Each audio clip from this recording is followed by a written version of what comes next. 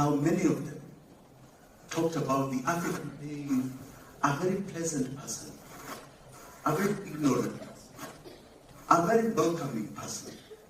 You go visit, they are curious and happy to receive you. And you know why we are like that? Because we have been the land of plenty. We understood when you have guests, you karibuni, come in. You know, who are these strangers? You're welcome to Andi. Some cultures even said you're welcome to my wine. No, it's true. We were the land of the sun.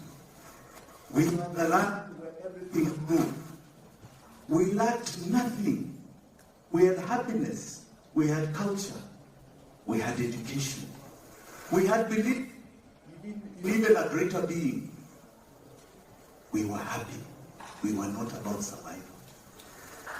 We were about existence and coexistence. And they said, we have found very ignorant people who we can prey on. So they carved our continent.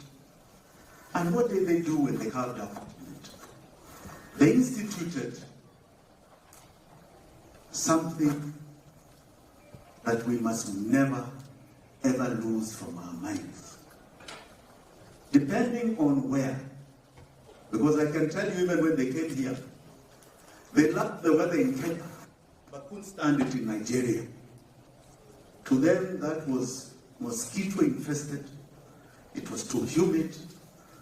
They could not live. They were dying. So they said, we'll fully colonize Nigeria. But Kenya, we will. The weather is conducive. We have mortality in a place called Kenya. So what drove them to institute systems and institutions, or lack of it, was simply their mortality in a particular area. But the basic principle was this. They came here to exploit our land. Because they needed to live. Never forget. They came to extract from our land. They came to exploit and extract from us as human beings. And they also came to dominate us. Because it came a source of survival. And as long as their source of survival, security was premised on their clear domination of us. So in 1887, they come here with a company called Royal East Africa Indian Company. And it had a mixture of our Wazungu and some Indians. That company changed in 1902 to Imperial British East Africa. And in 1902, we became a semi-colony. We were called a protectorate. So it was the first time the so-called British government was putting its hand here. By 1920, we became a colony. And the same company had, between 1902 and 1920, become the government of Kenya. So those people who came to extract, came to exploit, came to dominate, became the government of Kenya.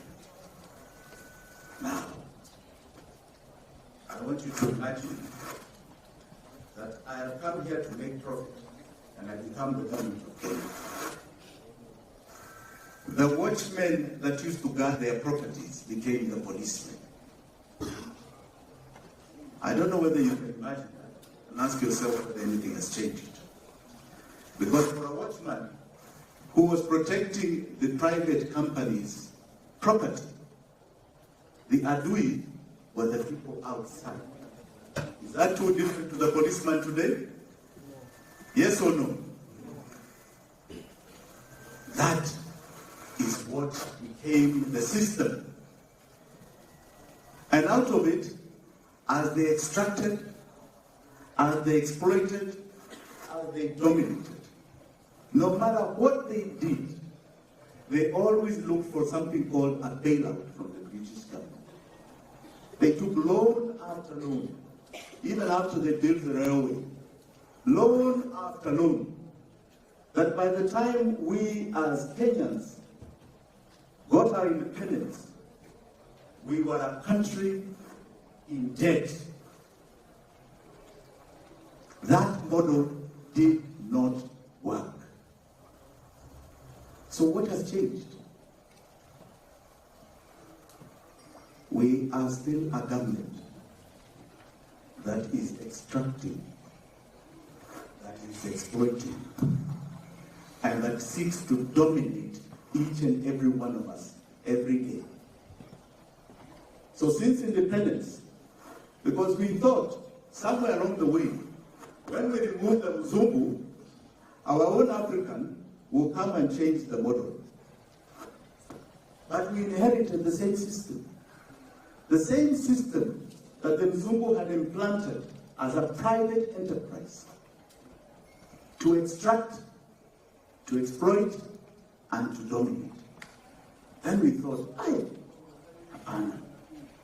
maybe we need greater political freedoms. We need greater political rights. And we chose the path of changing the constitution. We chose the path of introducing multi-parties. That is political rights. And we fought very hard. These halls of the university were battlegrounds in our search for political rights. Nairobi had become a killing field under the Moi era for those political rights. And we got them, climaxed in 2010, with a constitution that has a rights charter unmatched anywhere in the world. So you have political rights. But are you richer? Are you richer? I'm asking you guys questions. No. Are you feeling richer? No. Are you feeling you have anything in your pockets? Do you have disposable income?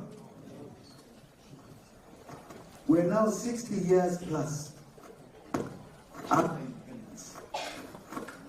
And what is it that is not empowering us economically? It is this system. Because all it's doing from you is extracting from you. All it's doing from you is exploiting you. And when you question it, they send the police to deal with you. Even though your rights, political rights, say they cannot.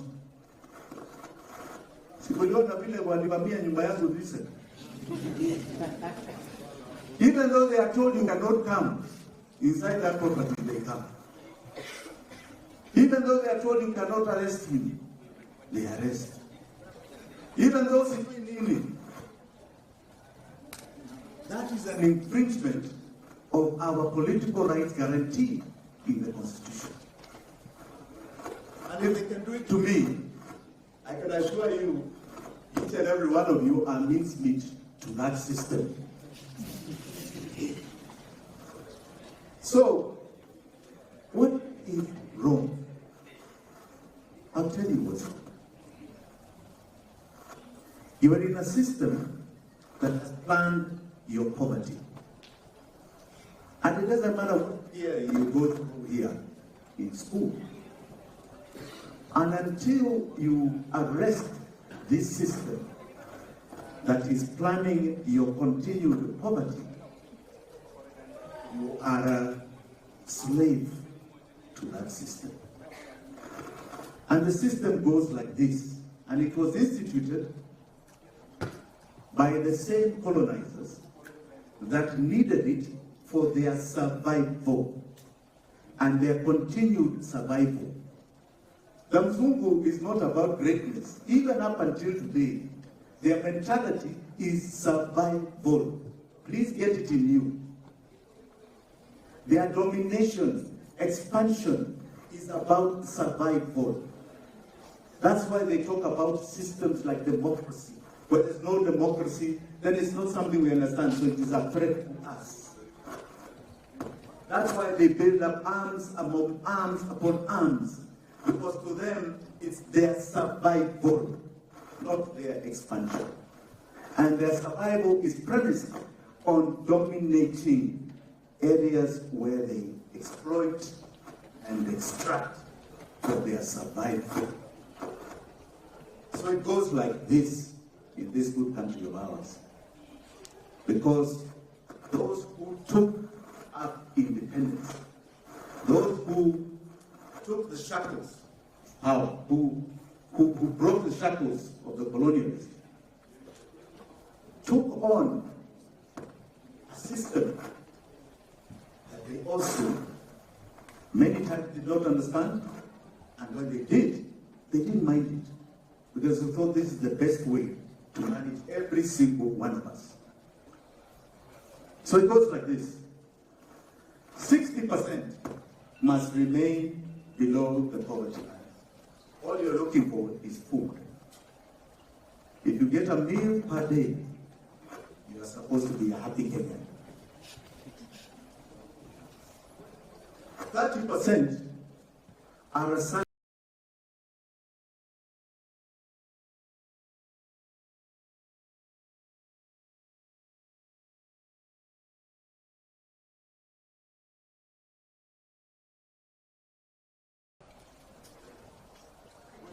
a health crisis away from poverty.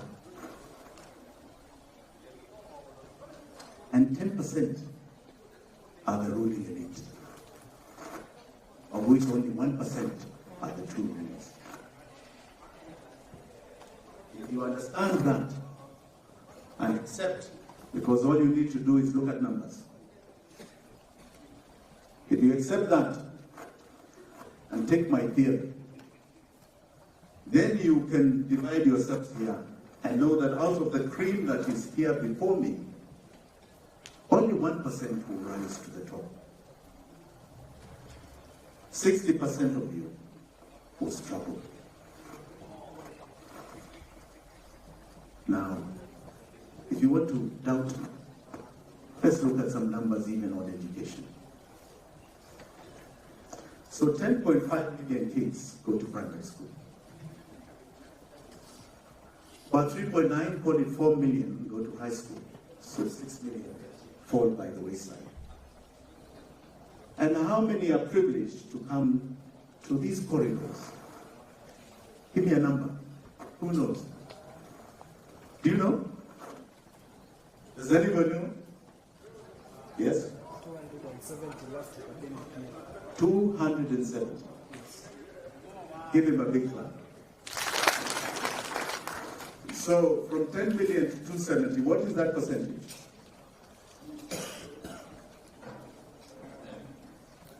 What is that percentage?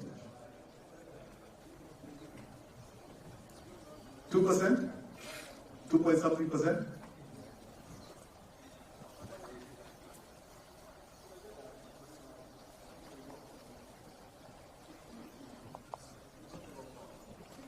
Yeah, 2.7%. Give yourselves a big clap. You are among the 2.7%. But you see how sad it is. How many of your fellow Kenyans have been shoved aside? And out of you 2.7%, how many of you believe you will get a job? How many? Right. So the system is rigged against you. You need to accept that, understand that. Because when you do, then you'll understand when we talk about an economic revolution. When we talk about changing the system. Changing what has been implanted in this country and most of sub-Saharan Africa. It is your revolution. It is the third liberation of this great land of ours. It is the future your future, and that of your families. This is your time. It's your time to wake up and say, this system doesn't work, and we have to change it. And to change it, you need to understand its impact. I have been very specific over the last 2 years of what is our current slavery. And you need to understand it and not get rid of it, because I call it a snake. If you do not cut off the head of this snake, it doesn't matter what theories I give you here. It doesn't matter what business plans I give you here, or great ideas we may have and share. You have a 60% chance of failure. The odds are stacked against you. This snake is very simply this.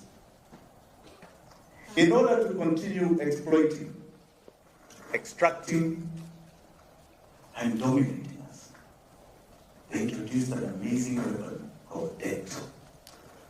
It's an amazing weapon. It takes everything from you. It milks you, sucks you dry. And these people are clever. I have nothing against them, by the way. It's their survival, right? We have got to start thinking of ours now, right? So we need to get our own plan. So I have nothing against them. We just need to have our own plan. So we thought we fought for independence, and we did. In this country, we did. But the reason why, the most basic reason why, not only Kenya, but many African countries got independence, the most basic, I'll tell you, is that it was the end, it was the beginning of what was called the Cold War. And the Western nations that had so dominated our continent were afraid that we'll be liberated by the communist East. So they decided to free us, give every single country independence, so that we adopt their ways, their Western ways of capitalism and their so-called democracy. Our second liberation, in as much as we had great heroes who fought, I can tell you, because some of us were privy to the goings on at the time and participated. One of the most active embassies in this country for the second liberation was the US Embassy. We had an ambassador here called Ambassador Himstone. Moi used to call him the Nyamachama ambassador because he's going to eat Nyamachoma everywhere. And all you do is tell people, you people don't know economic rights. You must remove this, your political rights. You must remove this one-party vehicle that has been instituted in you. And if you look at the period, as we were getting our second liberation, out there in the global north, the agenda was the end of the Cold War. The end of the Cold War, they wanted to make sure that they have time to consolidate. Those were the times of huge economic gains for the West. And they wanted to make sure that this place that they wanted to continually dominate, because now you had a lot of dictators and powerful leaders that understood them, that could question them. They wanted to make sure that they got questioned in their own countries. And democracy has a way of doing that. It forces you to deal with your local issues. You saw when Ruto had Gen Z here, he could not fly. He's not flying out because you have a country that's blowing up, you can't leave. So they wanted a situation where you are forced to be domesticated with competition while they consolidate their financial gains and wealth. If you look at history, the growth of the Bretton Woods institutions was were busy here fighting for removal of one-party states. That's what they were doing. They grew their financial markets and emerging markets beyond your imagination. Numbers that had never been imagined before. The US was printing the dollar like crazy and making sure it becomes the only currency. Making sure everything is dollar denominated. Making sure it is the anchor of debt and the capital markets.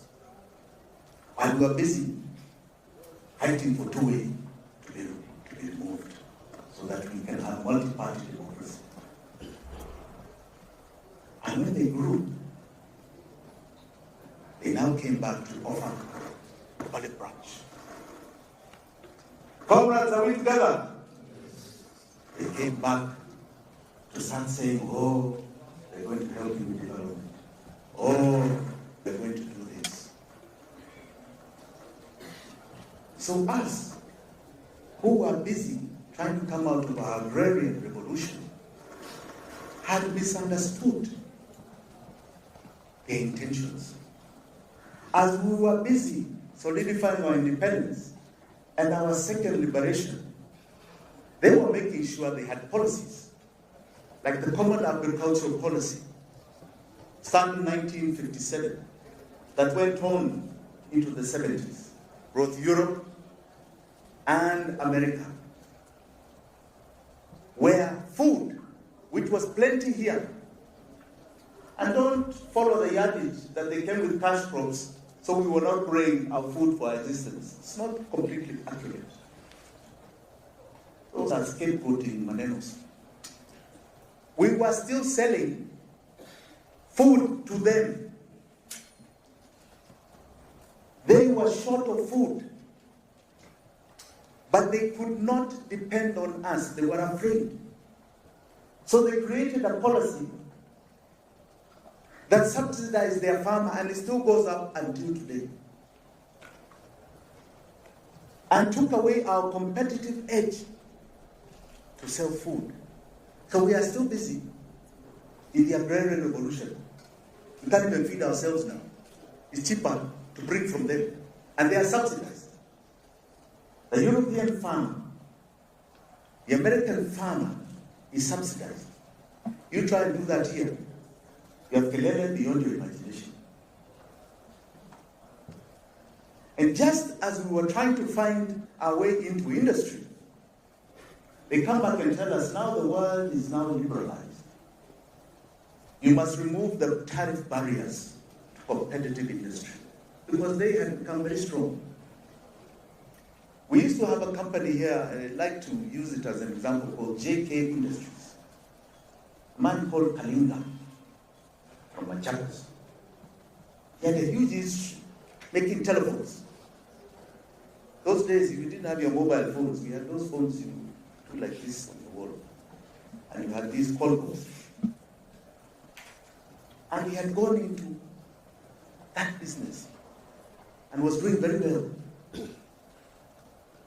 They were crushed by liberalization. They made sure that the so-called sub-policies that came in the 80s would open up our markets, remove any tariff barriers to our growth, remove subsidies, and sink us into further poverty. And just as we were finding our feet, they come back with debt. And Moi consumed it, because they didn't know how to grow an economy. And this was the beginning of the next phase. So Moi leaves the country in 2002, just to cut a story short. And in 2002, Kibaki takes over and finds a GDP of -1. First ever in our history, and I think the only time we ever had a negative growth rate. And Kibaki finds 170 billion was our tax collections. And Kibaki says, this is all just mediocre business here. He tells IMF, I don't want your money, I don't need it. Get out of the office. Get out of the treasury. Just go up and go away, go away, go away. I don't need you. He tells the domestic banks, I don't need your money. Don't try and give me theories of money supply here. I don't need you. Yeah, go and look for 190 to loan them money. Interest rates came down to 3%. Can you imagine that? So Boga will take 1 million shillings and pay 30,000 shillings interest a year. How many of you can do that? And take note, it was without security. And in 10 years, Mwai Kibaki grew tax revenue from 170 billion to 1 trillion. Give that man a clap.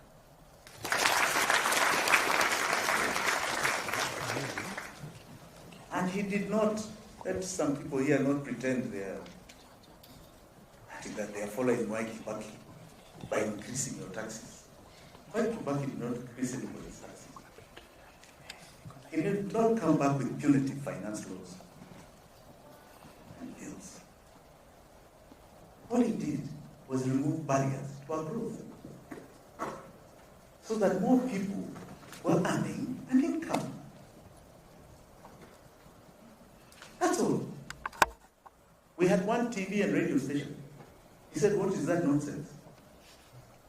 Open it up. And it was opened up. And marketers could market a product in vernacular. Radio stations were earning incomes that they had never seen. The mobile phone grew under Mwai Kibaki. He had next to nothing. He found, I think under Moi, because Moi had rescheduled his debt in the Paris Club conferences of 1995. He rescheduled his debt. Just under 30% of the tax revenue was going to debt. Mwai Kibaki, by the time he left, 18% was going to debt. And his intention was to bring it down to 13%. So he had a lot of revenue for government to function and to be the stimulus and catalyst to our economic emancipation. Any money he took or borrowed was very soft money. The Chinese came in a big way at the time, and I can tell you it was very soft money. Some of us were big procurers of that Chinese money. It was very soft. 22 to 32-year money. 2 or 3% interest rates. A lot of it was even written off. Soft. So, here's the people. The government is down here. Development is here. And local money is here. He told people, pay your tax. Domestic money, I don't need it from your banks. Give it to the people. When they grow, they shall give me tax revenue. And with that tax revenue, I shall foster development. I shall do things like infrastructure. Pick up Southern Bypass, all those things. I shall do it.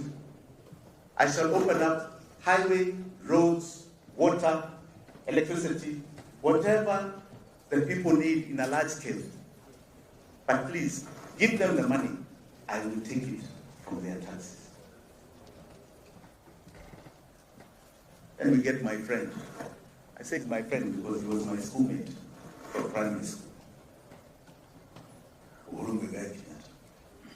And William Samuel Ruto. And they decided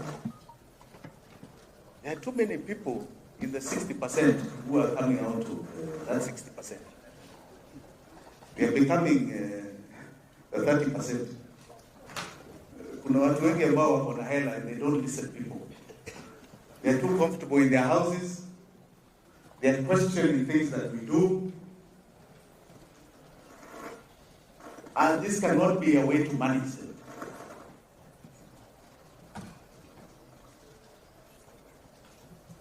I want to give you a counter-example to that. You've heard of the Chinese-American trade agreement talks that happen every 2 years, where they talk about tariffs and negotiations of trade between the two largest economies in the world. The Democrats have a way of pushing democracy aggressively beyond their borders. So when Bill Clinton was there, I think the premier of China was Paul Zhang.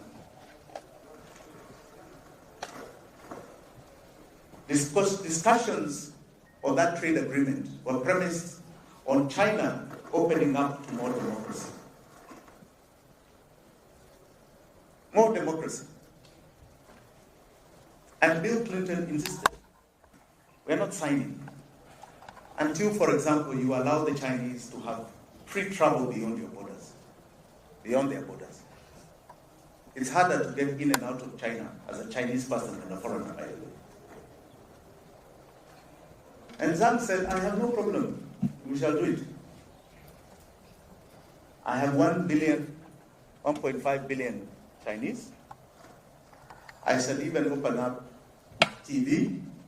There, by the way, even if you go today, if CNN is showing and there's anything about China, it just blacks out on the TV. Because such home systems, it just blacks out.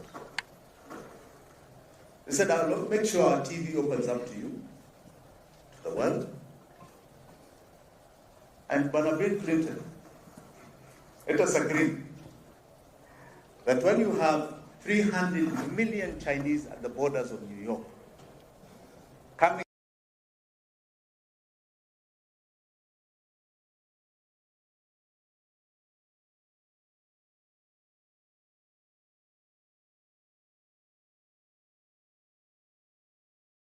because if you have too many people who question that system, they go away. You're more than them. And the tragedy of it. So we did what is called a primary balance. I bothered to do some investigation. I bothered to do the numbers, just simple counting numbers. I've heard a lot of you say, even as we can do numbers, go and do them then. And do those numbers in relation to the laws of Kenya. So the laws of Kenya say you can only take debt for development if it is a medium to long term. Anything beyond a year. And that in the short term, if you have cash flow problems, it must be paid within the year and can only be a total of no more than 5% of the previous audited tax revenues. So if you have tax revenue of 2 trillion, that tells you what is 5%? Come on guys, you guys know numbers.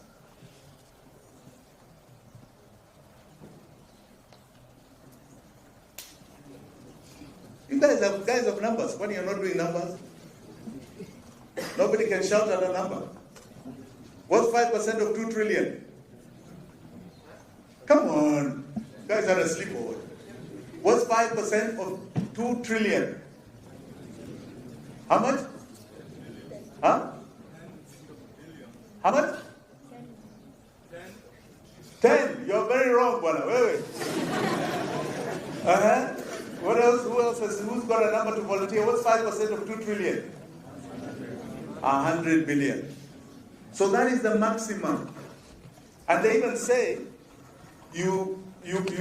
that's an overdraft in CBK. So CBK literally prints that money. All right? The rest must go to development. So let's see how many numbers you guys can click. So we did what is called a primary balance. Primary balance is this. You look at the expenses of a country, all right? And you remove one item called debt payments. So you say, what are our expenses? And then, what are our actual tax revenues? What are we paying in tax? So we did it from 2013 July to 2023 June last year. So, for example, development in those years was 6 trillion, so we put it there. What are the county expenses? We put it there. What are the salaries of the entire government? We put it there. What are pensions? We put it there. What are operational expenses? So the police have enough petrol to come and arrest you? Iko hapa.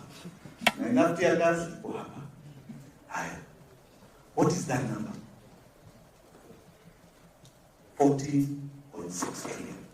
10 years. $10. And we said, okay. What did each and every one of us pay in terms of taxation? And you guys know you pay tax every day, so you buy goods and services. Yes. All of us pay tax. We are all shareholders to this enterprise called Kenya. And in 10 years, it is 13.3 trillion. So what is the deficit? You guys understand the deficit? Give that young man a clap. Good with numbers. So we say, okay, if that's the deficit, the law is very clear. That is all we needed to borrow.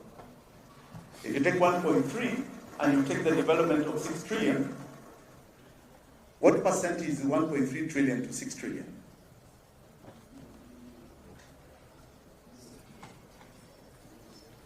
The development budget is 6 trillion over those years. 1.3 would be what percentage of that? Roughly what? 20? 21.6. Perfect. So you imagine we could have funded all our development and all we needed was 21%, 21.6%. Look at that. Give yourselves a clap, tells you how powerful you are. You really are. Give yourselves a clap. We need nobody's money. We can do this. And if we say we don't want to borrow, we just remove that amount, 1.3 from 6, and what do you have? 4.7, is it? 4.7 trillion worth of development is a lot of development in 10 years. So we literally don't need to borrow. So what did the government of Ruto do to us?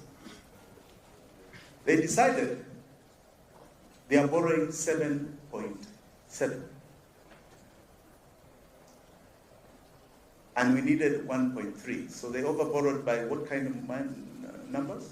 I want you to get used to these numbers, 6.4 trillion above what we needed. Can you imagine that? That is nowhere in any budget. That exists nowhere in expenditure. It did not go, even though it would be illegal, to even paying one salary or giving the county. After all, they didn't need it, right? So 6.4 trillion, right? So he said, okay. Now I want you to understand your dilemma. So 6.4 trillion, 1.3 is 10 years. 6.4 trillion above is a deficit of how many years forward? 60. So you're enslaved to pay debt that has never come to your benefit, that went to other people. Other people. For the next 60 years. But the tragedy doesn't end there. We said, okay, how much did we pay in debt payments from our taxation? So up until 2022, it was 5.6. And then to 2023 June, 1.4. That is how much? 7 trillion. 7 trillion. Your taxes have paid 7 trillion. Remember, you only needed 1.3. Right? So I want you to help me with this. You only needed 1.3. People took 6.4 trillion of what you did not need. We did not need. And then we have paid 7 trillion on top of that, from each and every one of us. And what is the current outstanding of debt? Yes? 11 trillion. Give her a clap. Okay, so you tell me how this makes sense. I want to throw it to you next. We only needed 1.3. We overborrowed. Never came to us. 6.4. We have paid from our taxes 7 trillion, and we still owe 11 trillion, and it climbs every year. Uhuru's last borrowing in the year 2022 was 800 billion, both foreign and domestic. Ruto's borrowings last year was 1.4 trillion, and he proposes with his so-called supplementary budget this year to borrow another 1.6 this year, 1 trillion from domestic funds. So if you guys think you have a future, poleni sana. Poleni sana. So if you think there's anything larger than this, if you think Adani is larger than this, or you think what is larger than this, maybe you can tell me. All I can tell you is that you're doomed.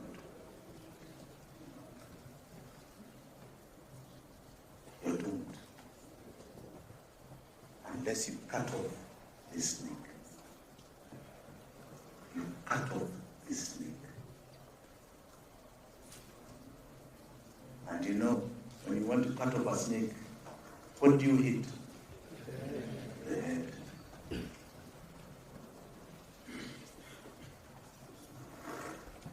You literally have been made slaves. That is why your airports will go. Your ports will go. Your power will go. Your minerals will go. Your land will go. You are now going to be properly dominated. And if you think that's the life you want to live, it's up to you. We are bothering to try and educate you to civically and peacefully try and tell you.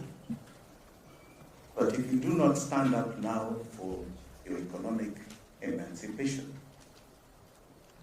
you are doomed. You are doomed. I've been talking for 2 years. A lot of the media have asked Treasury officials to come and debate with me, and they will not face me. They've asked them to contradict my numbers, and they will not face me.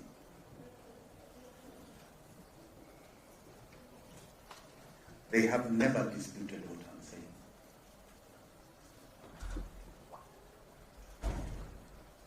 And I want you to understand that it was deliberate.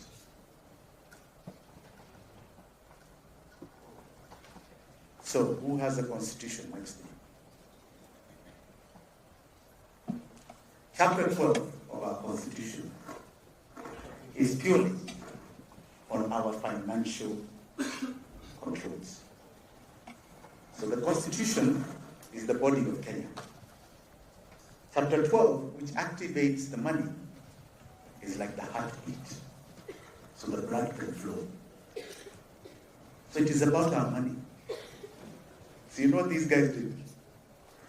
They decided it doesn't work for them. I want you I want you to understand criminals. So they said, for example, I think it's Article 206.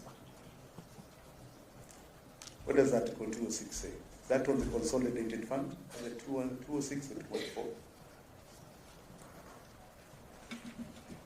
That there is only one account that the finances of a country can go to, whether it's foreign or domestic debt or taxes. Correct. And it gives an exception. A and B. Except for when there's a government fund, like an account for a specific project. Correct, like the Petroleum Development Fund. Mm-hmm. And B, appropriations in aid. It's like profit from a ministry. All right? So that part of the Constitution, just repeat. Naona watu hii mnasoma vizuri. I wish to excuse myself first of all by saying I'm a literature student, not a law student, but I know my way around the Constitution as well. So, according to the law Jimmy was referring to, the funds of a country, all the funds of Kenya, for example, our country, since it's our constitution, can only go to one account. And it's even given a number of what that account is to be called. I've just forgotten it.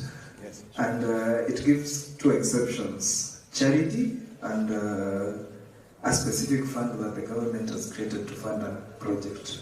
Very good. Give him a clap. So that 206 in the Constitution was copy-pasted in the Public Finance Management Act. So section A and B as per the Constitution.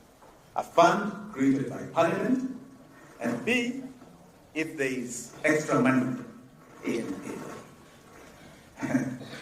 So in March 2013, the leader of majority takes an amendment to Parliament. This is now Duale at the time. People were all very young.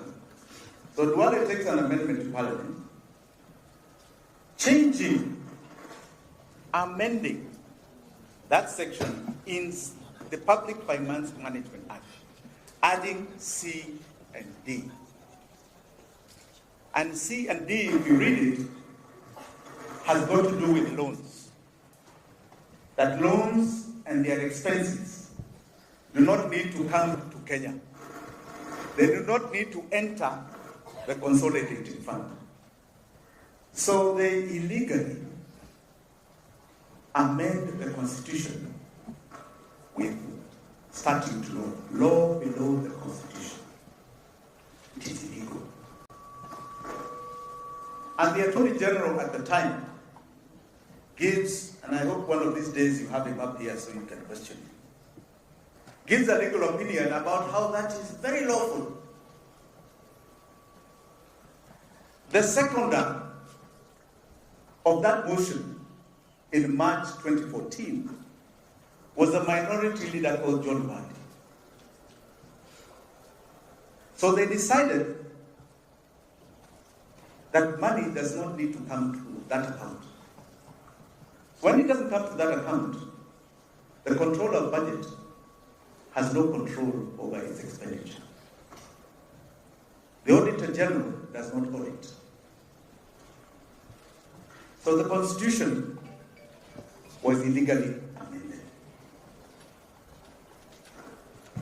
That was number one. Criminal act. Intentional act. Intention to defraud the people of Kenya. Number two, they decided there is an act called 220. What does 220 say? Who has the Constitution before them?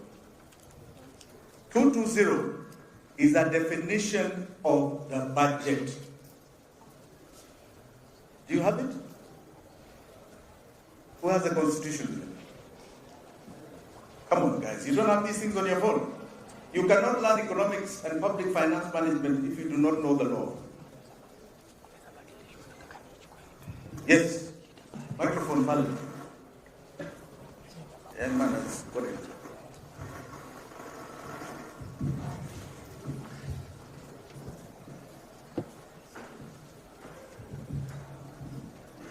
It states that budgets of the national county governments shall contain A. Slowly. Shall contain A. Estimates of revenue and expenditure differentiating between recurrent and development expenditure. Stop there. So shall contain estimates of revenue and estimates of expenditure. The revenue is all the revenue that will be collected and with it to be collected by tax.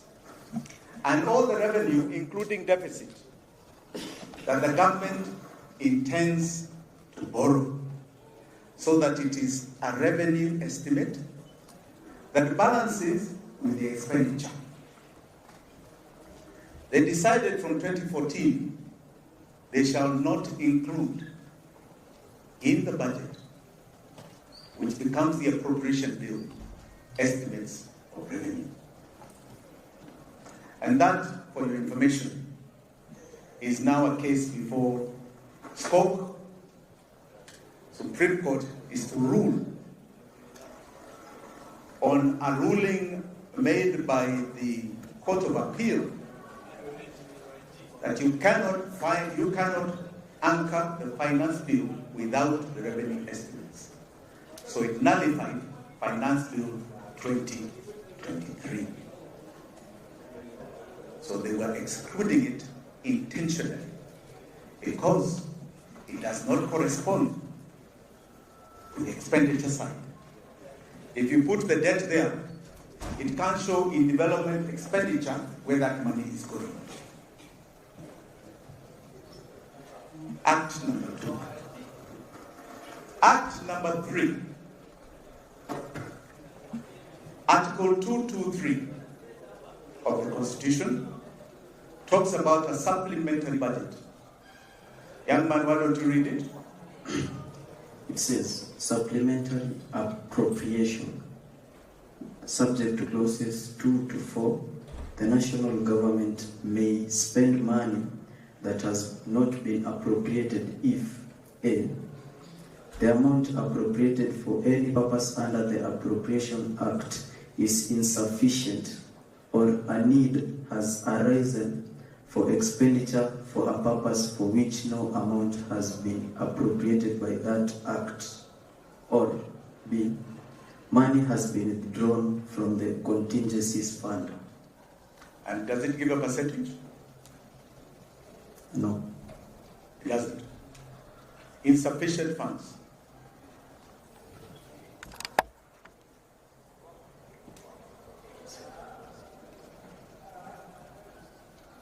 Right.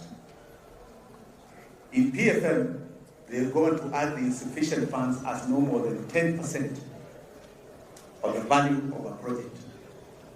So it has already been budgeted. If you have a road of 100 million, you can look for 10 million to add if there were unforeseen circumstances. These guys introduced fraud number 3, something called supplementary 2, which became projects from 0 to 100. Nothing about insufficient funds. New projects. And I've seen a young man going around the country saying, this one was launched in this year. This one was launched in this year. These are the ones that are in those supplementaries. They became book items to extract money. So a fraud was begun in 2014. You've been living it for the last 10 years. The last 10 years, it was intentional. You shall never be free until you rid yourself of this fraud. And I want to tell you the bright side of it. This year, there's arguments about how much debt payments are. And they range between 1.8 trillion to 2.1 trillion. Debt today is operating between 65 to 78% of our tax revenue. So for every 100 shillings, about 80 shillings, 78 shillings is going to debt, depending on the month. Now, you imagine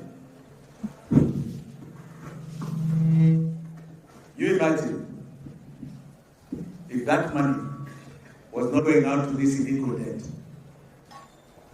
Of that debt of 11 trillion, 5.4 trillion is money that is our savings from our banks that you cannot put towards even one project. 5.4 trillion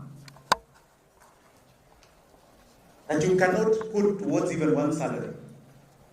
What we see are bankers here earning huge bonuses and huge salaries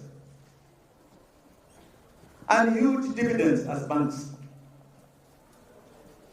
That 5.4 in 10 years, the interest payments on domestic debt has totaled 2.8 trillion shillings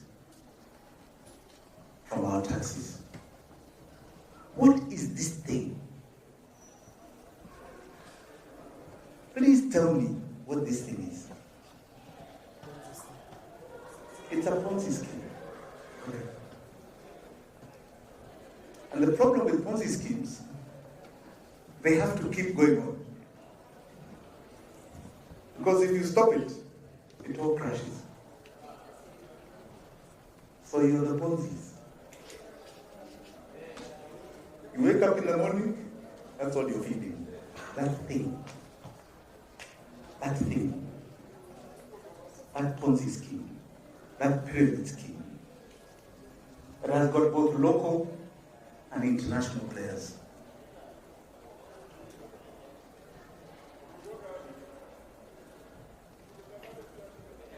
The international players have come here with something called syndicated loans and eurobonds.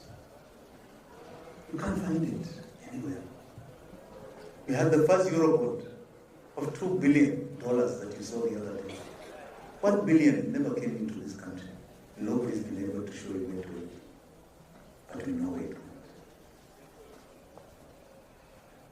You have a bank here called Trade Development Bank that gave us in 2019 $5 billion in one day. Have you ever heard of it?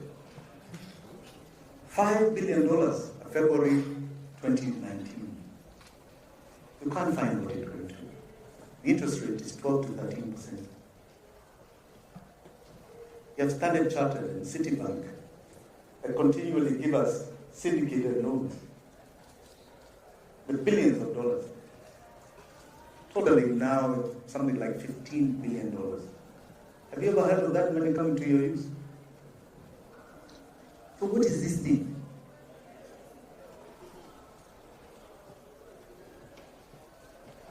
You have all been messed up. Let nobody tell you that you have a modicum of a bright future in this country unless you get rid of that nonsense. And it's not just a scheme here. Chelema in Zambia found a very similar scheme set up by his predecessor, Paul Lunga. And he decided, let me default, let me investigate and deal. And he's now dealing with it. One or two people who helped me with my audit debt have assisted in Zambia. Because you will not get assistance from IMF. They come to entrench it. Mozambique had a similar problem. They dealt with it. But theirs was little. They dealt with one thing called a tuna bond. Malaysia had a similar problem. Nothing like us. We, for some strange reason, there's no comparison to our numbers. which tells you that this is a very important anchor to those that want to extract, dominate, and exploit us. We are such an important anchor. They have ensured your slavery for the next 60 years.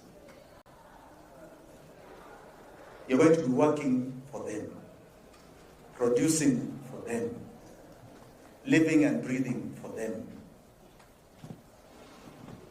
The children you bring into this world are to feed them.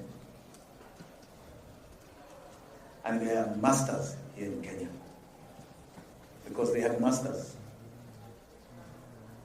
In the old days, they were called home guards, the ones that sold us. Thomas Sankara once said that if we don't pay this monster debt, the Mzungu will not die. But if we pay, we die. Those words must resonate in you today and tomorrow. As long as you are paying this Ponzi scheme, you die.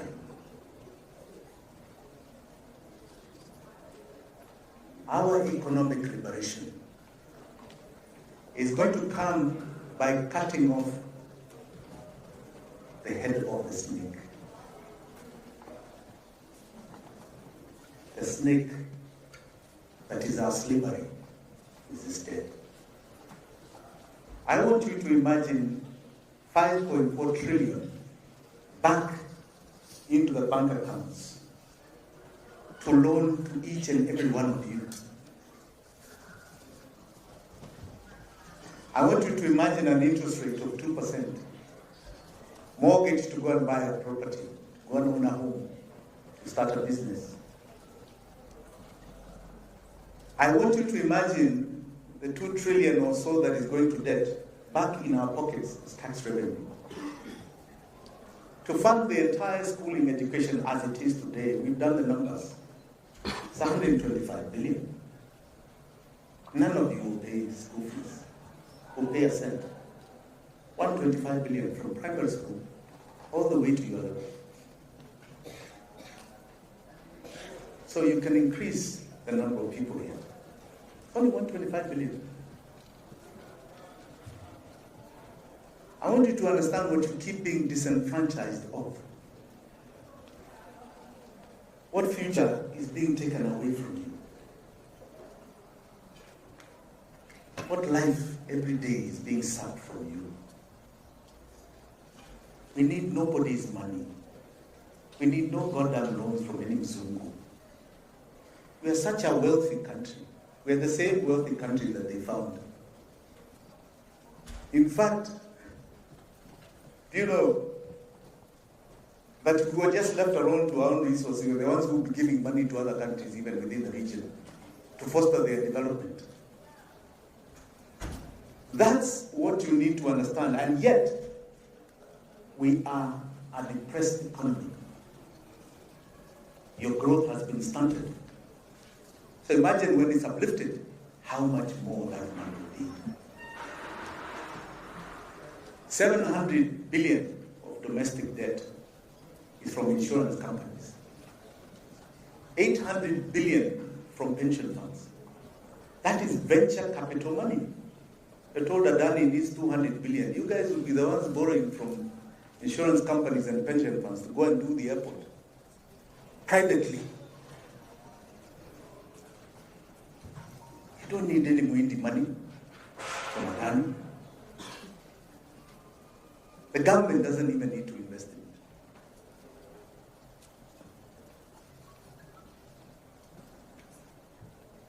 So today I'm dealing with your problem statement. And I'm going to try a small way to tell you what life would be like without it. 60% of you would be earning a minimum of $30 a day. That's what we're talking about. A minimum. Your standard of living will be extremely different. Wouldn't be expensive. There's so much competition here. You'd be laughing. We'd have probably runaway inflation, which we can deal with. Because you don't have money coming out of your pockets. Do whatever it is you want. So you'd have dignity. You do not need, before people you perceive are economically more empowered than you. You have the mind, energy, and the dignity to grow your own lives the way you perceive it, the way you've been so educated. You'd be expanding beyond the territory of Kenya because 54 million Kenyans would be too small a market for your capacities. So you'd be looking at 1 billion Africans, sub-Saharan Africans. That is the growth of China and India. That is what prospered those nations.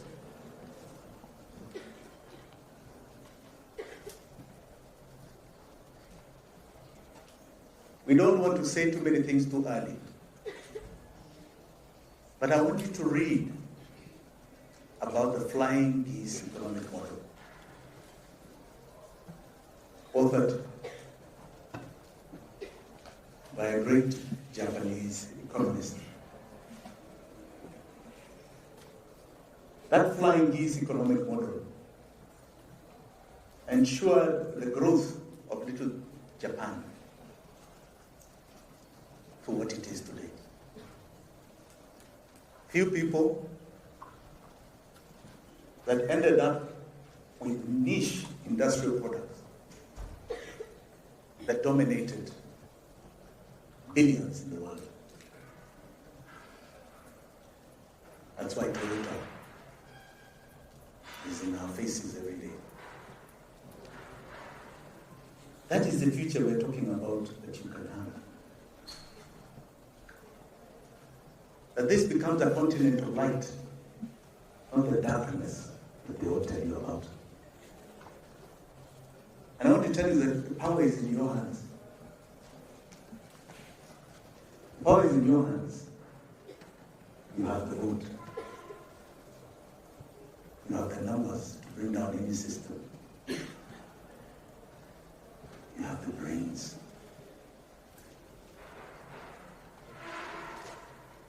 Each and every one of you here.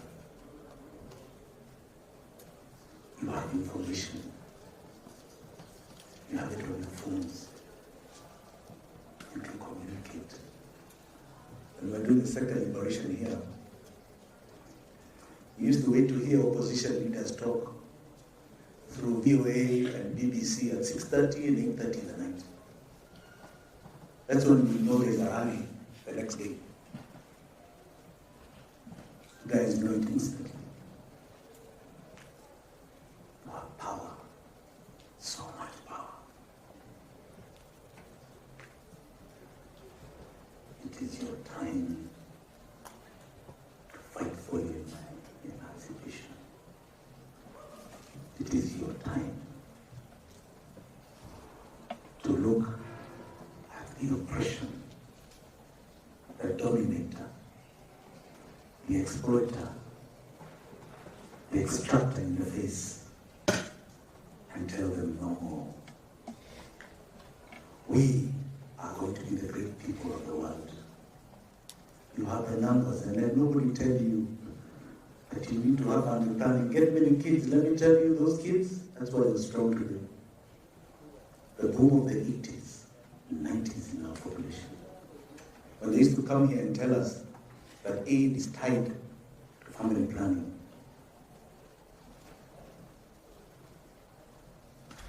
Now us. The world began here, in this country. Your greatness must be felt to the world in your lifetime. Not just your survival, your greatness. And your greatness is going to be premised on the economic revolution that you accept to fight for today and tomorrow. And you will not do it unless you cut off the head of a snake. The dominator, the extractor from your lives. You cut off this dead, you cut off the heads of the snake. This is our Medusa. You cut them all off. And you see a life you cannot believe. No matter what theory you have here today, this is your problem and your emancipation. Thank you all very much.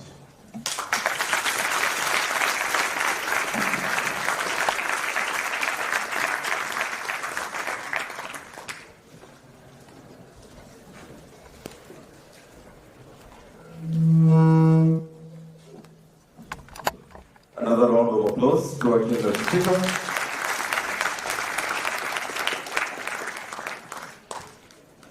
Now, I don't know how much time you have left with you here. I have all the time. You have all the time? Wow. I love people who have taken risks like you, because you're about to make some substantive questions. Now, ladies and gentlemen, we'll move into a panel discussion and we'll ask, give me a sec.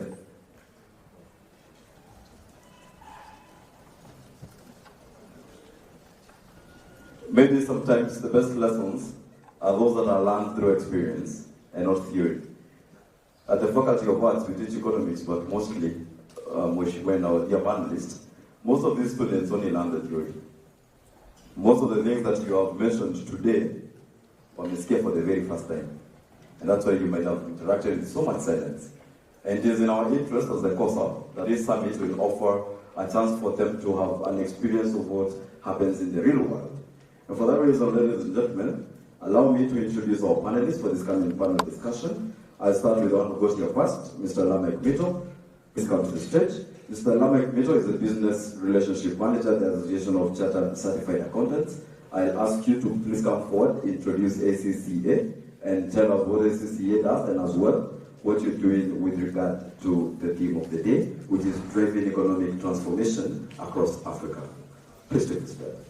A round of applause for him as he comes to the stage.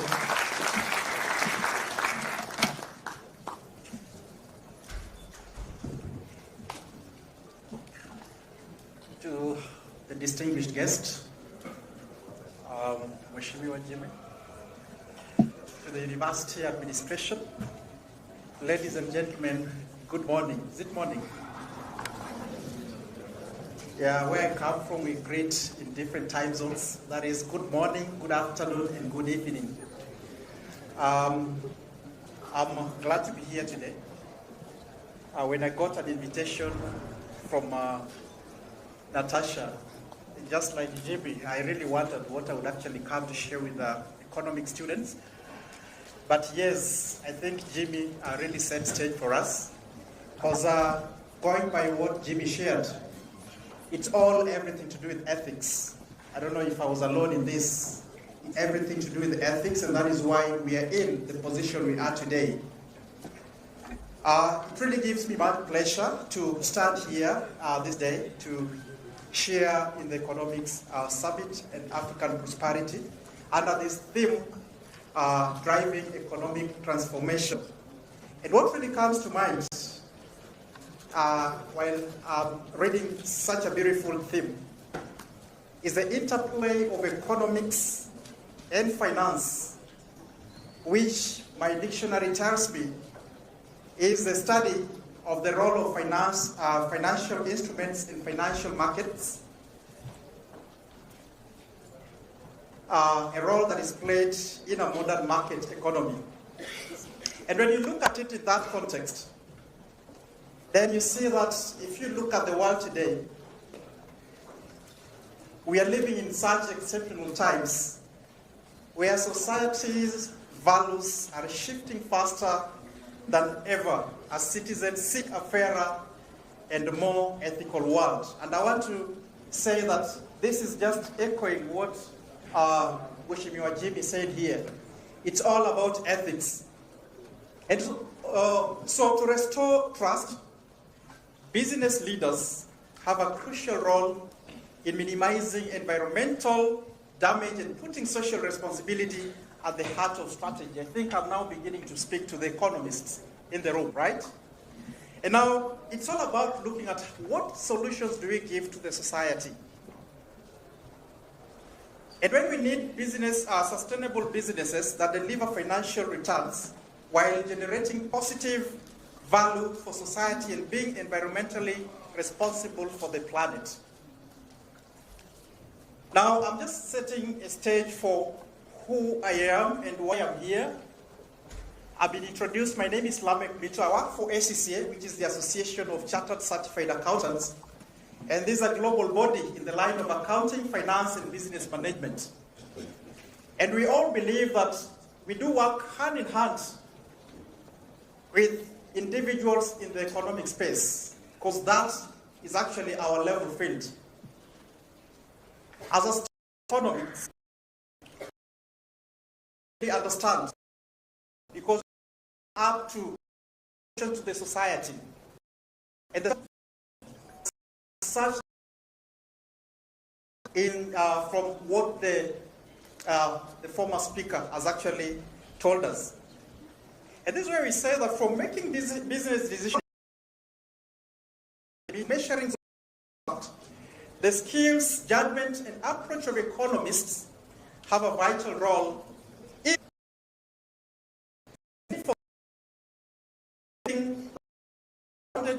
data-informed ethical approach, along with the breadth of view, which is vital in this particular effort. Now, as an economics student, you need to understand that being at the university, it is just but laying a base for yourself. But the number of skill sets you're going to pick along the way is what will now define how best you can give solutions to society. A lot has been mentioned of leaders who actually sit on such vital, skills, but yet very little is being done around the skills acquired. Now, it also goes without saying that businesses currently are, differently impacted in different ways. And as a student in the university, it's all about looking at what solutions are you going to offer these businesses. And now we look at certain areas that have also equally presented a number of opportunities in the line of our careers.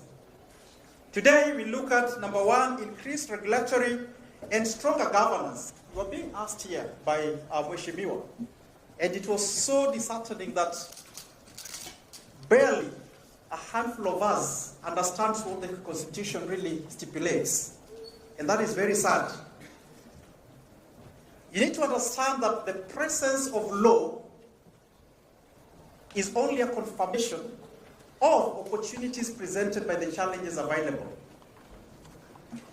Number two is the advancements in the digital technology.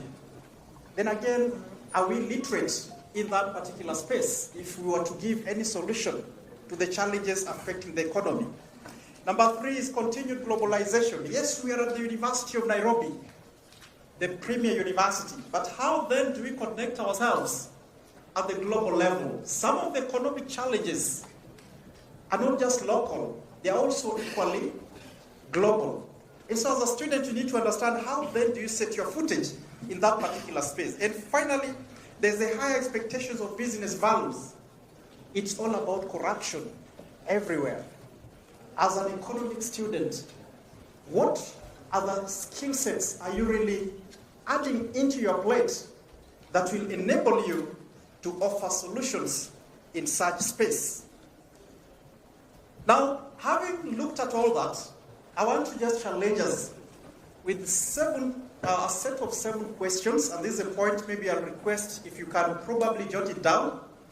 I'll take you through the 7 questions, and after that, I think I'll take my seat, because I'll leave everything up to you to be able to ponder upon yourself. Number one, as a student in the university, do you have what it takes? looking at all those particular segments that present challenges with equal opportunities? Do you have what it takes? Number two, what career paths in the new normal do you fit in? It may not just end with economics. You need to look around and think widely and look at what opportunities are available. Number three, what's your competitive advantage as a student in the university? Number four, how do you future-proof your career, looking at the impact of technology? And that is why, in as much as we are talking as economists here, numbers were being mentioned here, and we all understand there are even other careers that talks about numbers. What is our position in such spaces as economic students? Number five, how can you take advantage of the digital era? Number six, how do you position yourself? And finally, how do you leverage on the fact that you are in school? Now, if you look at those 7 questions, then you'll begin to challenge yourself. What skill sets are you adding into your plate as you carry on with your university education? And today, if you look at the economic space, it's all about the solutions that each one of us are able to offer. It's about the skill sets that we are able to pick along the way.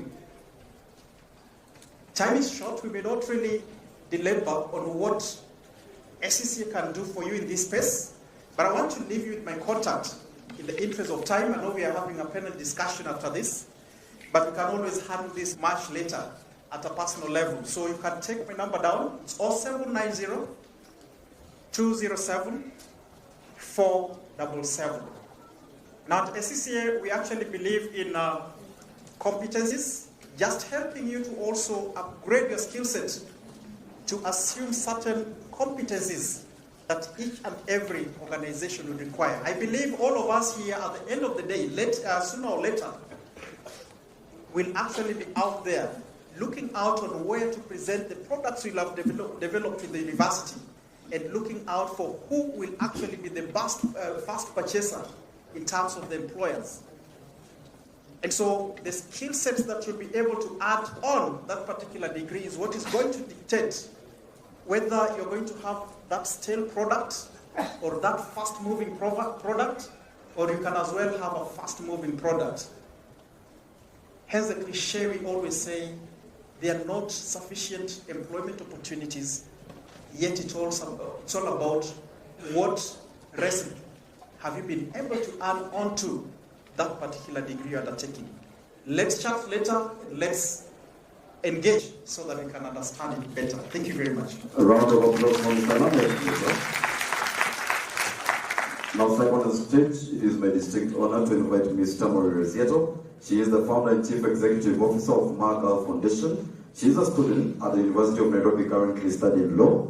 She is also serving as the University of Nairobi Moot Court Society as a second-year representative. A round of applause for her as she comes to stage.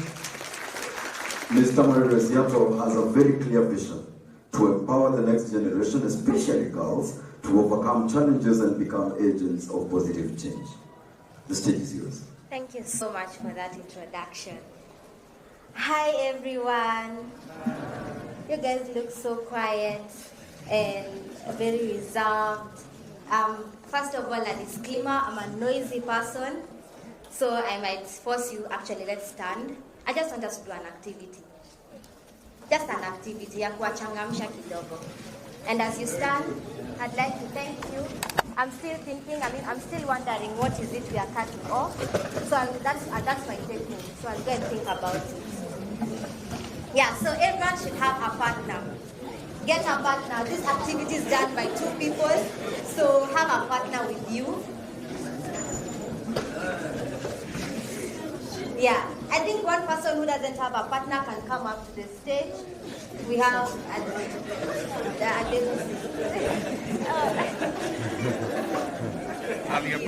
Okay, so will you be A or B?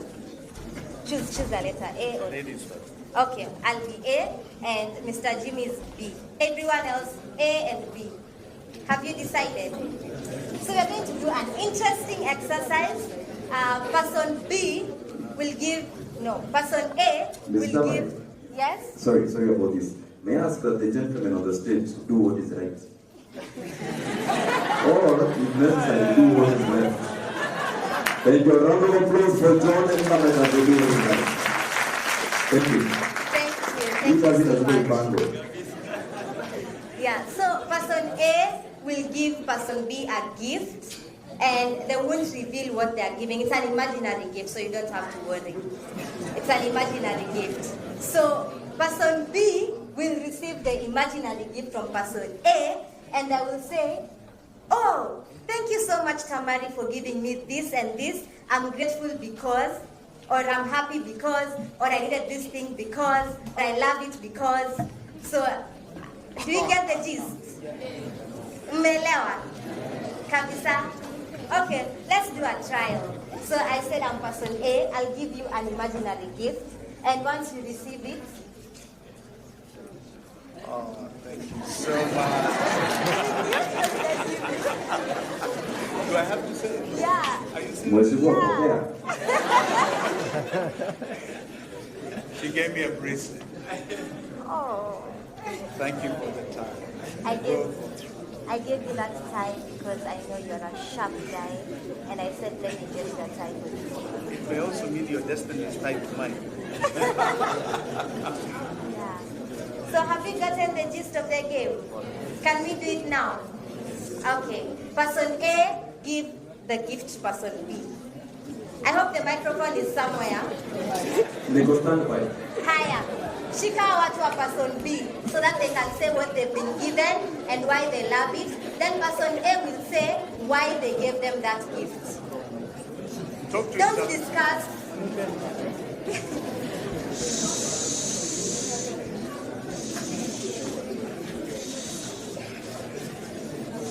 I think we've already received our gifts. Microphone ifanye ile kitu.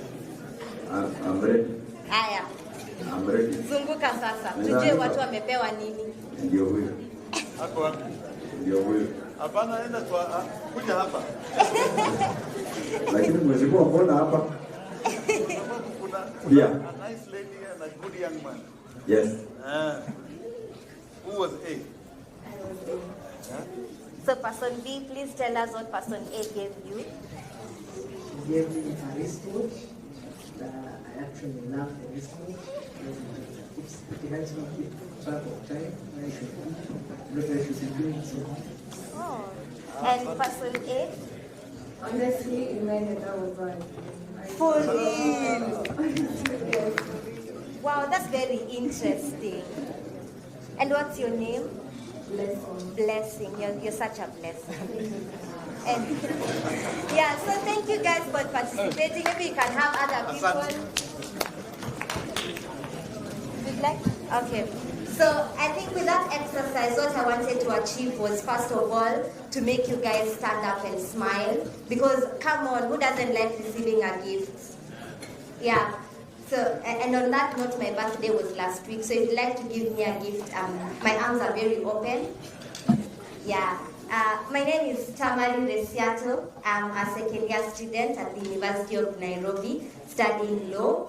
And I'm the CEO and founder of the Magal Foundation. Maybe you're wondering what that is. Maybe Tadani, I planned and I said, my goal for years, I want to come and do this. Actually not. I didn't have a big plan for it. What happened is, after high school, I interacted with my peers at home. And there was a difference. Like, we'd talk, I come from Narok. And I went to school in Kiambu, in high school. So when I went back home, I would interact with my peers and I'd feel like there's a gap. There's a difference. There's how I think and there's how they think. There's a certain limitation that they've put to their minds on what you can achieve as a person. And that's why you find even during the Gen Z revolution, it was only in Nairobi that ilikuwa imeshika. Hiyo ni uongo. Sasa kwetu, so mimi nilikuwa home Narok. Aki kwetu hata akukua nayo, ungeenda ujipate kwa street peke yako. Like ilikuwa tu Narok town. Ukikuja kwetu Kilgoris, Like we were just living life like normal, tunawaonea kwa TV. Yeah, so Sunona, there's that gap, there's that difference. So I asked myself, why is it that there's that, what makes that difference? Why is it that I'm thinking differently? Why is it that I have this confidence? Why is it that I believe I can achieve my dreams and she thinks she can't? Or she's put a limit to herself whereby nikimaliza high school, all I need to do is just get married, milk my cows, wake up, go to the river, fetch water. Not thinking beyond your village life. And I realized it's only mentorship and exposure. For example, for those who have attended this conference today, we can all attest that we have learned something. And when we are getting out of this room, we are not going to be thinking the same. I have been challenged personally, and definitely I'm going to do my homework tonight and see what is this that we are cutting off. Where is it that we fall in? How do we end this slavery that we are in? And how do we make sure that in the coming years we are not in this same position that we are today? And it's because we have been exposed. It's because someone took that step. It's because Mr. Jimmy today, you took that step. And you came here to empower us. And that's why we'll be different, because someone took that step. And that's what I'm telling you all to do in your communities. Wherever you come from, with your friends, even what you learned today, just take it back home. Take it, tell them, share that knowledge, because it's through knowledge that we'll be able to grow. And there are some people who are not privileged to get this knowledge, maybe because they have it in their hands but don't know how to use it. And some people genuinely don't have that information. So let's pass this thing back home. I'm excited to be here, especially to be standing in front of economists. I have little knowledge on it. We have a thematic pillar on economic empowerment, and that's why Natasha told me that if I attend this conference, I'll be able to apply more knowledge to my home, and I can be able to know what kind of projects will benefit the young women and girls in my community in terms of economy. So I'm excited to be here. I'm so excited, so excited. You can even see I wore a green dress. But if you want to know I'm excited, nitavaa yellow or green. I'm a orange. So yeah, I think that's all I have for now. And thank you for giving me this platform. Thank you for having me, and thank you for listening to me. Thank you so much. We are about to listen more to you. Distinguished panelists, I'll be generous enough to introduce you. I'll ask that when you come on stage, please make your remarks straightforward so that we have time for the questions. Now, before I introduce the next panelist, because they're involved, allow me to recognize the presence in the hall of the NAC Kenya Party Secretary General, Council Asha Bashir. A round of applause for her for being with us here. I know she has a thing for engaging young people and listening to youthful voices. Now, ladies and gentlemen, it is my honor to introduce to the stage Mr. John Kamau. He is the National Youth Leader at NAC Kenya Party. If you said NAC without NAC Kenya, you have taken him to Ugambani. NAC Kenya Party, a round of applause for him. He holds a bachelor's degree in natural science from the Dedan Kimathi University of Technology. Karibu. Thank you very much. Comrades, wisdom. Comrades, wisdom. No matter how handsome you are, you can never seduce your mother. I learned that from comrades. So my name is John Kamau, the National Youth Leader for NAC Kenya Party.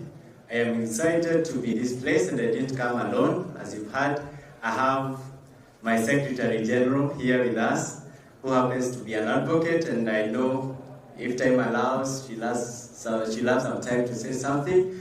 I also have my deputy who is seated at the back there. Kindly just lift up your hand. She is Lola Albright. And I also have, yes, we have one of us, Enoch, who happens to be the chairman of the student chapter in the NAC Kenya Party. Give a hand to Enoch. And he vied for a seat. Owns a seat in the last elections.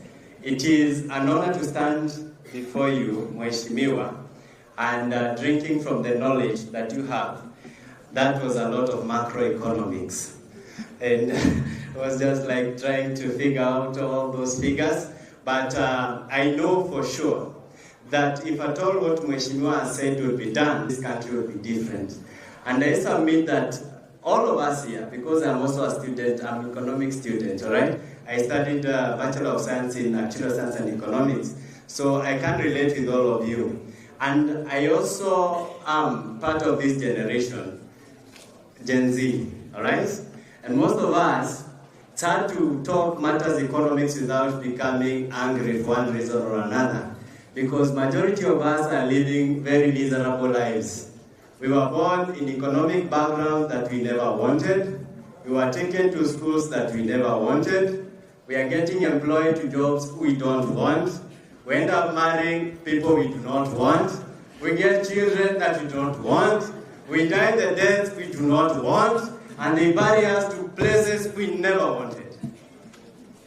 And those that are in places of authority want to give us words and convince us. Sorry, John. Sorry, Yes. so you have to cut it short. May I ask the guys who are distributing sodas to stop doing it? We can't distribute sodas inside here.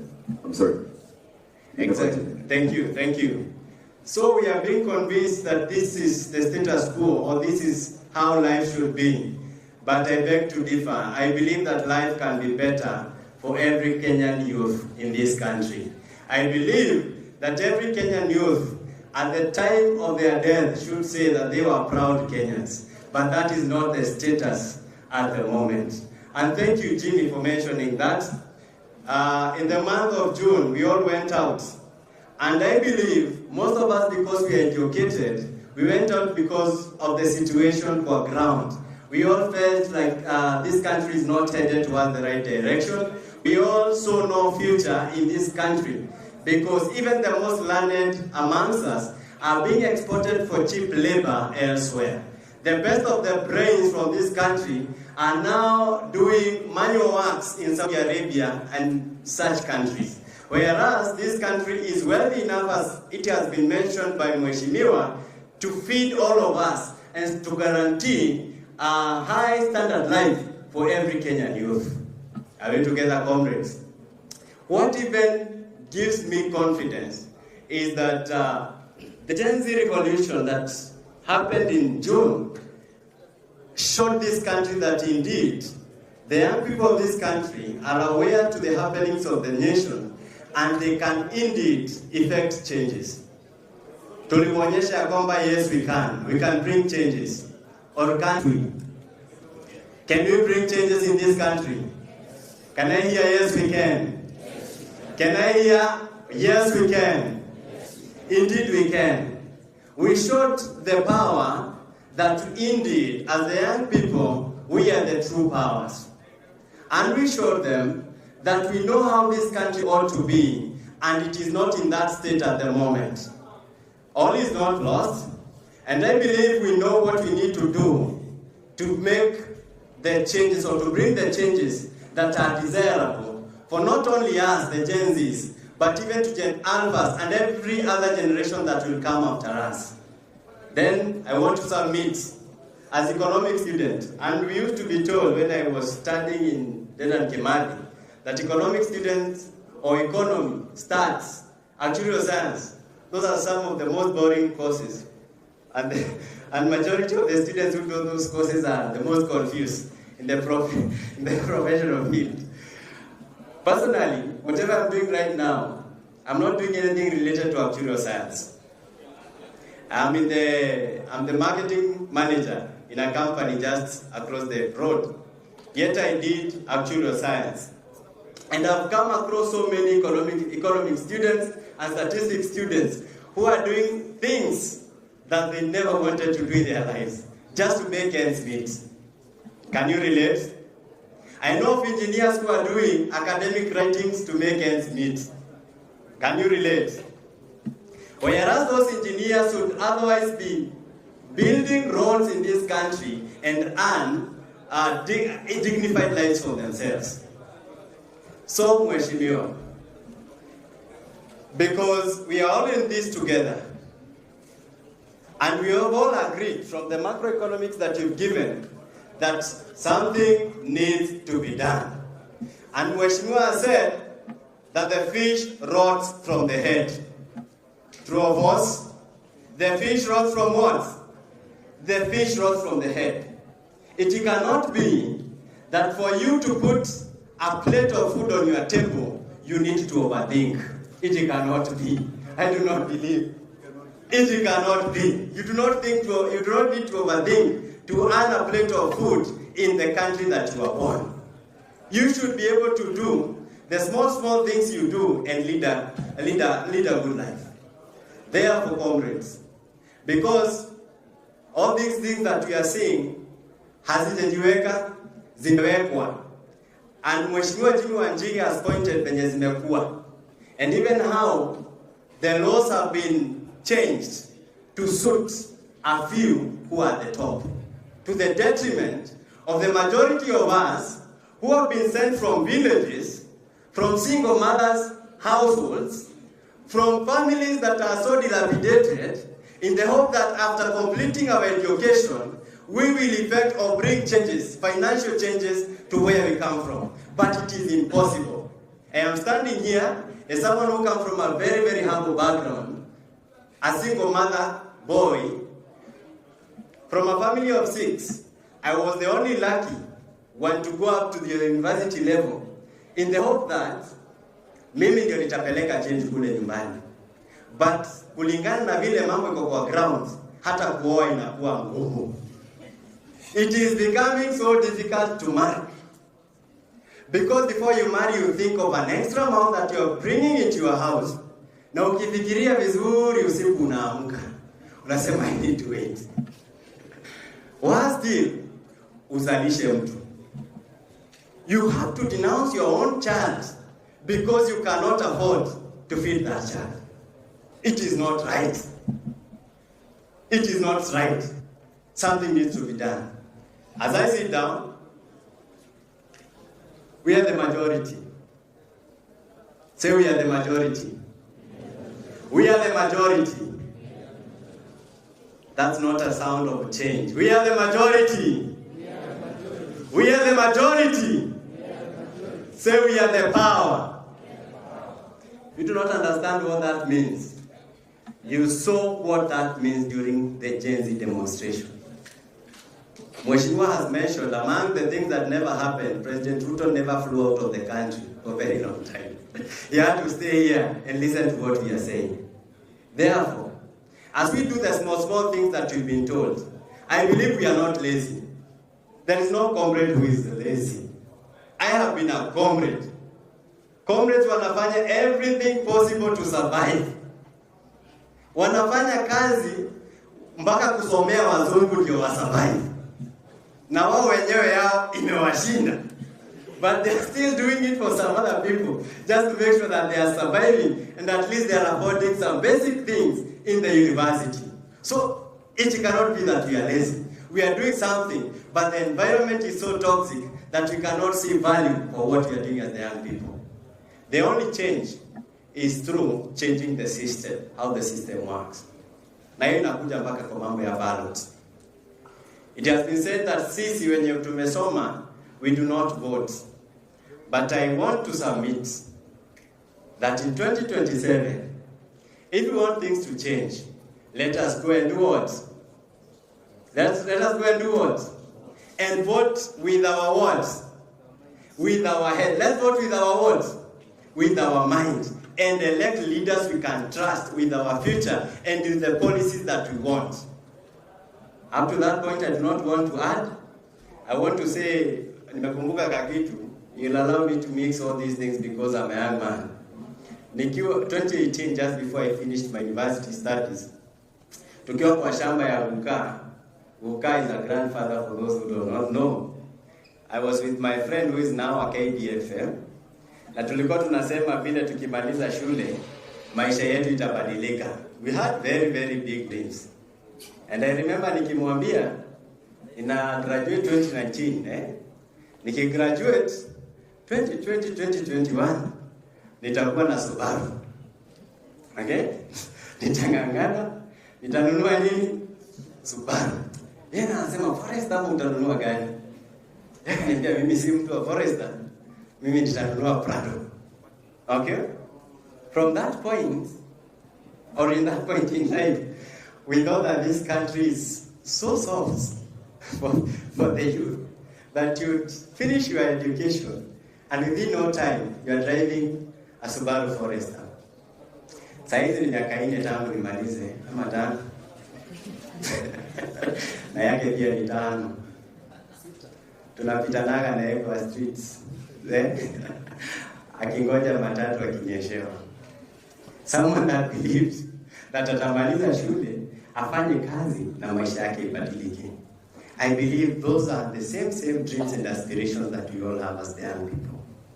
We are not able to buy because it is impossible, but things have just by design been made so hostile for prosperity of the majority in this country, and that needs to change, and we are the change.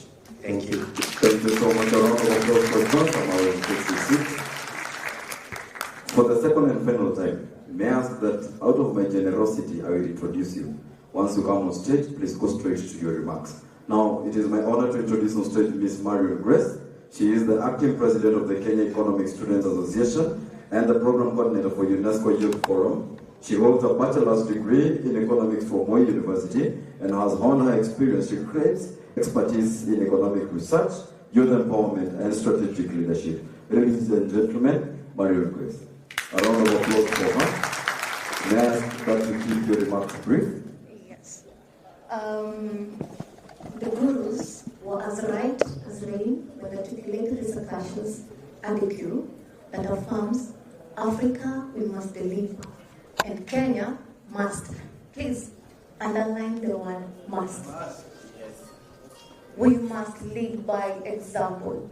My name is Marion Wachia. I'm the acting president of Economic Student Association, and I'm also the program coordinator of UNESCO Youth Forum. With me, I came with my colleague, the chair of Committee on Climate Action, Ms. Anaya. Please just wave. Yes, thank you. Thank you. So, at Economic Student Association of Kenya, our core mandate is to bridge the gap between the theoretical aspect and the practical aspect. Because at the end of the day, we as economists, we get lost when it comes to career. We do not know what to do because we don't have a clear direction. At least the students of law, they know once they finish their degree, they can join the KSL and later be advocates or rather join the law firms. As economics scholars and economists, we must identify our niche. And that's why Economic Student Association of Kenya, we are here to have this conversation. Maybe as you all know, we will be having our national economics debate at University of Nairobi here on November 5th. I hope you all will join. And the theme of the debate is sustainable education from access to economic returns. We as young people, we need to be here. We need to have this conversation about our education system. Are we happy with the higher model funding? Are we happy with the institutional health? We need to be on the table rather than on the menu. So I believe the MC would like me to be very brief, and so I'll keep it at there. Thank you, and thank you, Honorable Jimmy Wanjigi, and also the distinguished guests. Thank you so much. Thank you so much. A round of applause for her and for that wisdom. Shukran sana. Now, finally, ladies and gentlemen, I wish to invite to the dais Ms. Rose Abunda. She holds a bachelor's degree in economics and statistics, an MA, and is currently working on her PhD here at the University of Nairobi. She works with the Office of the Controller for Budget. Karibu sana. A round of applause for Rose Abunda. To the honorable guest, Jimmy Wanjigi, distinguished guests, ladies and gentlemen, it's an honor to be here today as a student first, and again as a person now who, when we are taught, when the rubber meets the road, we are there at the Office of the Controller of Budget. So for today, I would like us to challenge ourselves. What our honorable guest has told us, do we really understand where it comes from? Do we really know how those things come about? The challenge is to us. When the government says we are planning, what action do we take as students, as individuals, as Kenyan citizens to know or have an idea of what we are planning about. Because for you to budget and implement budgets, it begins at a process, planning. We have two levels of government, that is the national government and the county government. When the county government calls us to do a CIDP, that is a 5-year plan for the county, do we attend?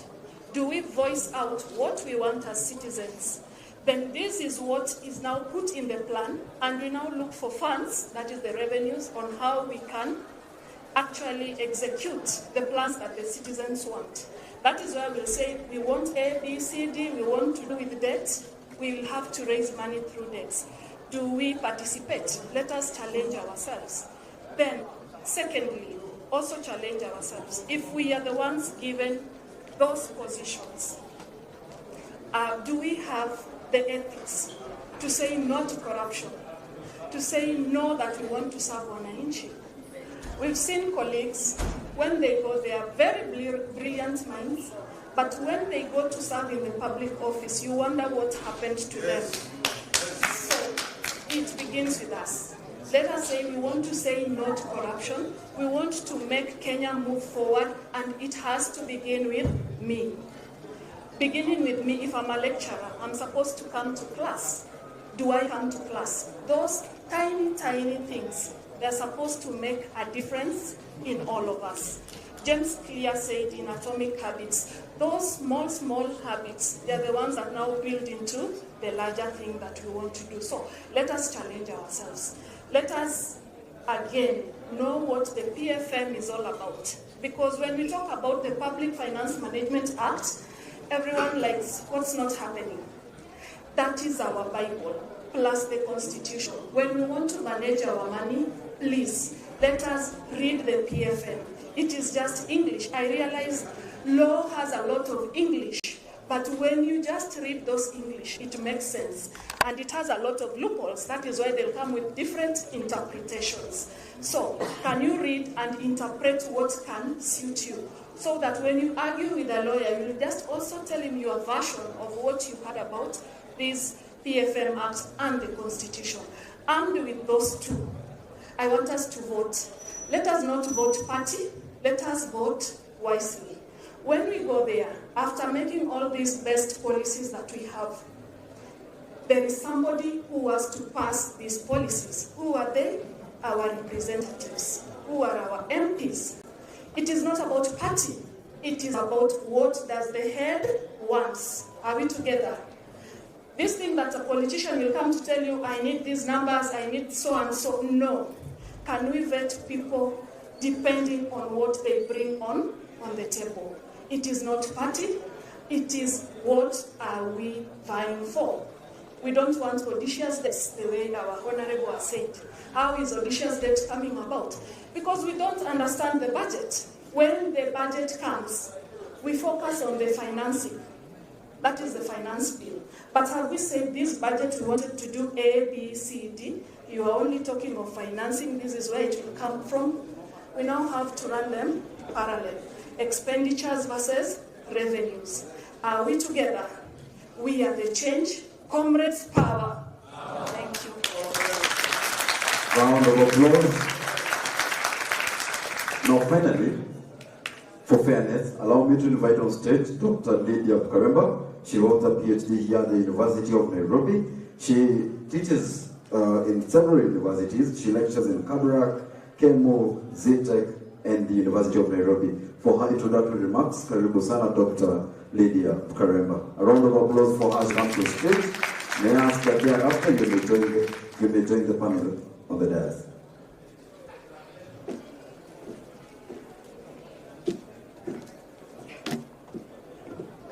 Good afternoon. Okay, some of you have been my students. I don't know who they are. So my name is Lydia Cheruto from the Pokot community. You had the Pokot community? Yes. So I'm a lecturer of the School of Economics. And I'm here because I got a privilege to dream and a privilege to get a scholarship. because through education is the only way we can change our communities. So we know the Kenya we don't want, right? Do we know the Kenya we don't want? But do we know the Kenya we want? So I want to introduce to you a guy that is hated by majority, but he's hated because he was against the imperialists. And what he did for his country is what we need to do for Kenya. And it will be uncomfortable. Those who wear glasses, where are you? The first time you wear glasses, when you leave the optician, how does it feel? Very uncomfortable, right? So change is uncomfortable, but it will be the new norm. So I want to introduce to you a guy known as Muammar Gaddafi. He was hated because he brought revolution to Africa. He's hated, and you will be hated. Gen Zs are hated because they want to bring what? Change. Don't fear being hated. You rather die with a legacy rather than live like a coward. So when Muammar Gaddafi was dying, the Western media advertised all these evils and not advertised what he did for Libya, because he was a powerhouse for Africa and a powerhouse for change and somebody who was against the imperialists. So by the time Muammar Gaddafi was being ousted out of power, electricity was free in all Libya. How much are you paying in KPLC?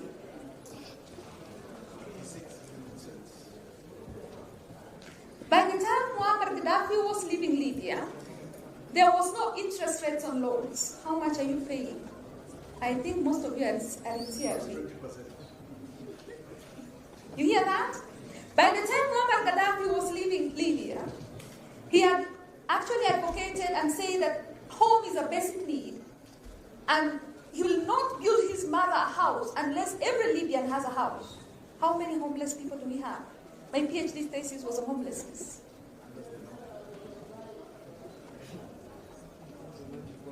By the time Muammar Gaddafi was dying, newlyweds, I saw the guy talking about being unable to marry. Newlyweds in Libya were receiving 60,000 dinar, which is equivalent to $50,000 US, to go and start up their family. That is 5 million. Who won't want to be a Libyan? By the time Muammar Gaddafi was dying, there was free medication and education for everyone. There was, by the time he was getting to power, 25% of Libyans were literate. By the time he was dying, 83% of Libyans were literate. Is that a person to kill? By the time Muammar Gaddafi was dying, if you needed to do farming, you were given free land, free seeds, and free livestock. By the time Muammar Gaddafi was dying, there was free funding for medication and even schooling abroad. So if you want to study abroad, you are given a stipend by the government equivalent to 2,300 dinars to go and study abroad. How many of you have scholarship by the government?